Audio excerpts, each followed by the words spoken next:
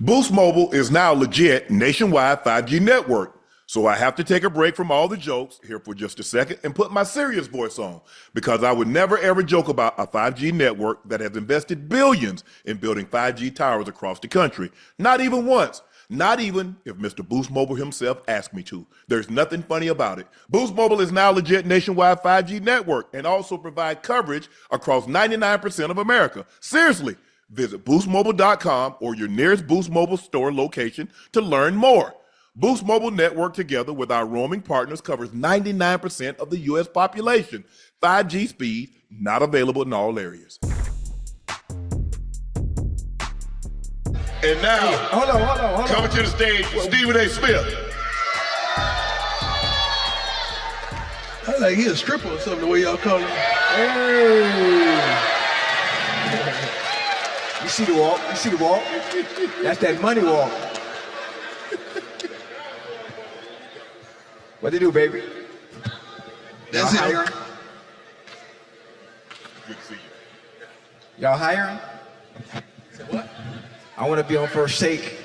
We got the people here in front of you, so I want to get this all. Oh, you been working out too. My dog been working. What day? I want to make sure y'all hit us. What day can I join first take? What day you join First Take? What day? The day I tell you. Yep. Okay. We getting somewhere. That's enough. Any news you want? Anything you want to share? No, not yet. You sure? I'm good. Life is good. Life is good. I can't complain. It's good to see y'all. Thank y'all for coming out with my boys. It don't get no better than what they doing, and we know what the hell he been doing. So it's all good. I'm in good company tonight. We've been talking about this, and we've been going back and forth. Right. Josh Allen won the MVP. Yep. Lamar Jackson was first team All-Pro quarterback. Yep. Which is, I'm surprised, I'm shocked that it happened. What are your thoughts? I'm kind of glad Lamar didn't win it. For real? What you got? Let me explain. It's the setup. That's the setup. You got 2 league MVPs. Every other individual in NFL history who's had 2 league MVPs have won a Super Bowl championship. Lamar, if you will be quiet and let me explain, I will make sure you understand my explanation. What I'm saying is, if he had won 3, then the heat on him next year would have intensified even more. And we'd highlight his failures more instead of appreciating his greatness more. Josh Allen winning the MVP, well, congratulations. Now what you gonna do? Because we gonna talk about you the same way we talked about Lamar Jackson now. Because now you are MVP. Where's your chip? And if we're not gonna talk about him not having a chip, we can't do that to Lamar Jackson either. That's why. I like it, but I don't love it. I understand it. I like it, but I don't love it. I understand your philosophy. I understand how you flip that. Brilliant. That's what I expect from you. But nevertheless, we can't look down the street and condemn a man about what may happen tomorrow and not applaud what he's done today. Because that man deserves his flowers right now, regardless of what may happen tomorrow and how we think about him. He was the most valuable quarterback in the NFL to his team, to our league, to his offense. Am I right or wrong, Mr. Stephen A. Smith? I'll give that to you, but allow me to retort. We walked into this season and we looked at Baltimore and the acquisition of Derrick Henry, and we said they're monsters. They gonna win the AFC. We saw Josh Allen. He lost Stephon Diggs. He lost Gabe Davis. He had a rookie wide out in Keon Coleman. He didn't get Amari Cooper until the middle of the season, and he was balling out. Up until the last week of the season or so, Shannon and I, along with everybody else, was debating who was the MVP. We were leaning towards Lamar Jackson, but it wasn't like we had summarily dismissed Josh Allen because he had played on an elite level and he didn't have as much to work with.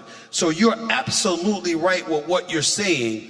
If we're able to look at Lamar Jackson and say, there ain't no need to discuss nobody else because nobody else was even close.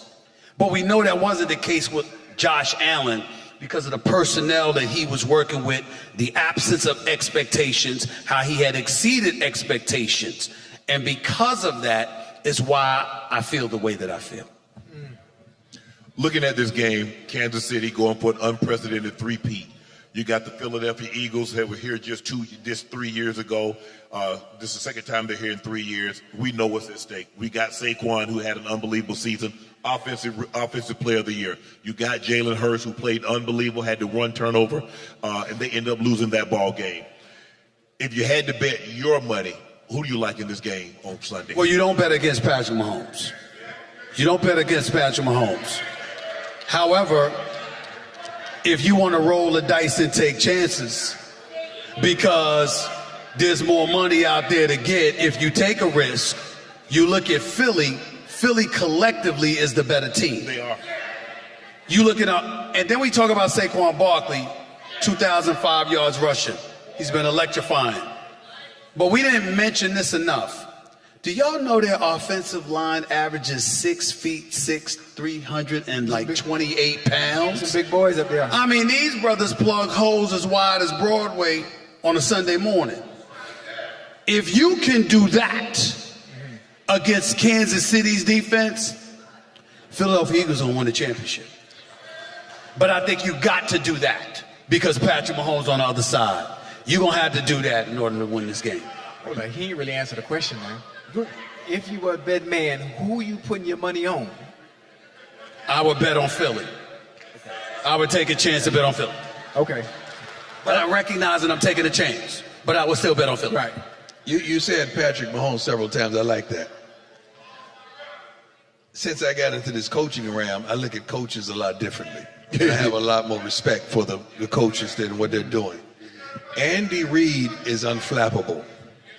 Andy Reid has never been just flat out coached in a one-on-one battle for it all. Andy Reid will have his team ready and prepared, and he will have a few wrinkles up his sleeves for situational football like we hadn't seen before.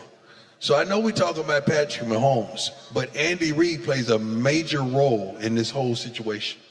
And if it was coach is going toe-to-toe? Ain't no contest. There you go. Ain't no contest There you between go. that. I mean, I respect Sirianni, but he ain't no Andy Reid. There you go. Over the last year, we've seen you kind of get into politics. Yeah. We see you at 2%, 2.5%, 3%. People are talking about Stephen A. Smith. He's resonating. What made you decide to say, you know what, I want to branch out into politics. I want to talk politics. I've been this way all my life. I was neutralized to some degree by my employers. First the Philadelphia Inquirer, then CNN, then Fox Sports, then ESPN. They wanted us, the industry itself, and I've talked to you about this personally, Shannon. I told you the beauty of athletes, the greatness of this brother, the greatness of all three of y'all. The thing that but you can't fully appreciate because you've never been constricted to that level, is that y'all have a level of freedom and independence that less talented individuals like myself that had to go through the maze of corporate America has to experience. And so it comes with restrictions. You're an employee, not an independent contractor. There's a health care plan that comes with it. That's the benefit. The hazard is that it has restrictions everywhere. You can't do this, you can't do that. You represent the brand, not just yourself. We want you pigeonholed here, we want you marginalized here, et cetera, et cetera. But what they didn't know about me is that all my life, as much as I love sports, watching presidential debates was like a Super Bowl to me. Watching a gubernatorial debate was like a Super Bowl to me. I love the volleying back and forth. I love having at least a speck of knowledge about the issues that affect us. To me, I don't even consider it politics. I consider it social commentary. It ain't politics when I'm talking about the economy, healthcare, immigration, education, crime in the streets, etc. That's real life issues that I deal with. I'm from Hollis, Queens, New York City. I'm from the streets of New York. That's real life issues to me. And so when I see a bunch of people who don't look like me, who don't share my cultural identity, who don't have my experience, who don't walk the streets and haven't walked the streets the way that I have.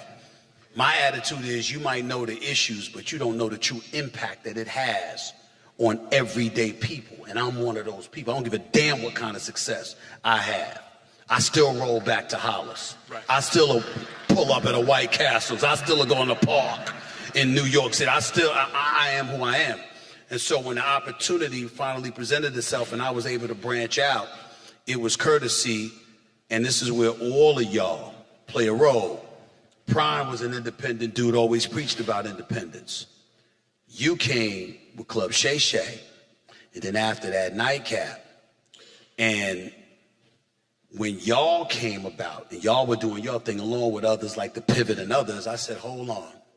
You've been holding me back, holding me back, holding me back. But these other fellas got their own platform. Well, I got my own now. I own and operate it 100%. What's the problem? And they were like, we can't say anything. And so when I went there and did it, they were like, wait a minute, now you're doing sports. That's us. So we can't stop you from doing it, but we'll be damned if you're going to just have a sports show. Right. Then this should be for us. I said, I don't want a sports show. And when I told them pop culture and entertainment and politics, they're like, go ahead. Because nobody thought that I would resonate because they didn't know. And so finally they said, oh, damn, he at the Situation Room.